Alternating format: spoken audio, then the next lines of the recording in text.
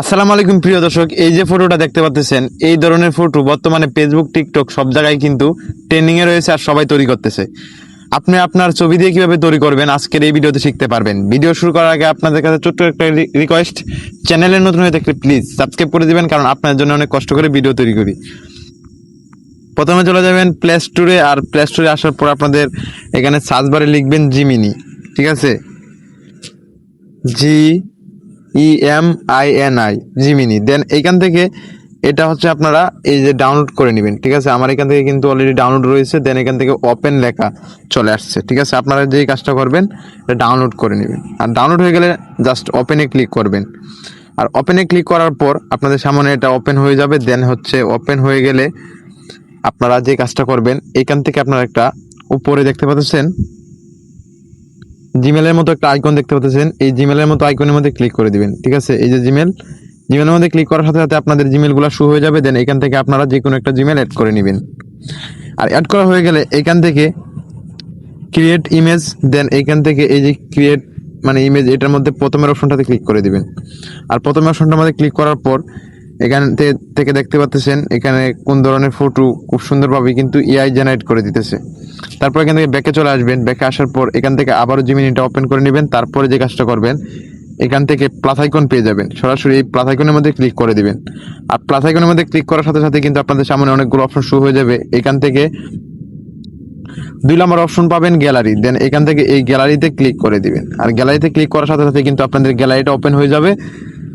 দেন গ্যালারিটা open হয়ে গেলে আপনারা যেই ফটোটা দিয়ে এরকম তৈরি করবেন ওই ফটোটা নিয়ে নেবেন। দেন আমি একটা ফটো নিয়ে নিলাম।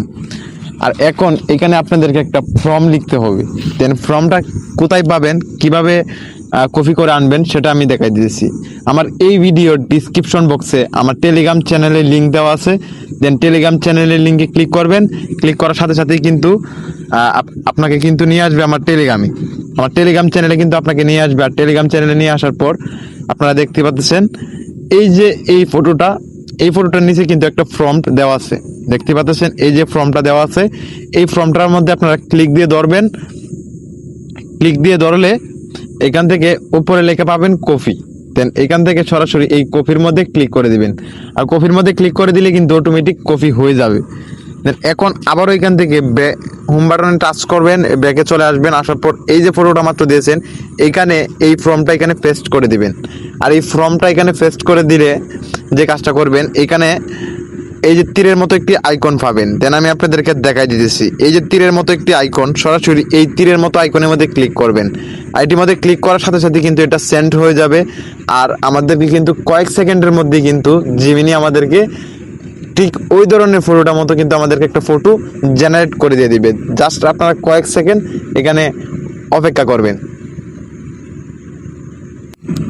ওকে ফ্রেন্ডস, প্রিয় দর্শক দেখতে পাচ্ছেন জিমিনি কিন্তু আমাদেরকে খুব সুন্দর একটা ফটো কিন্তু জেনারেট করে দিয়ে দিয়েছে। দেখতে পাচ্ছেন ফটোটার কিন্তু লুকটা দেখতে পাচ্ছেন, ঠিক আছে। খুব সুন্দর, আমাদের পেজটা অনেকটাই মিল রেখেছে। দেন এখন যে কাজটা করবেন, আপনারা ফটোটার মধ্যে ক্লিক করবেন।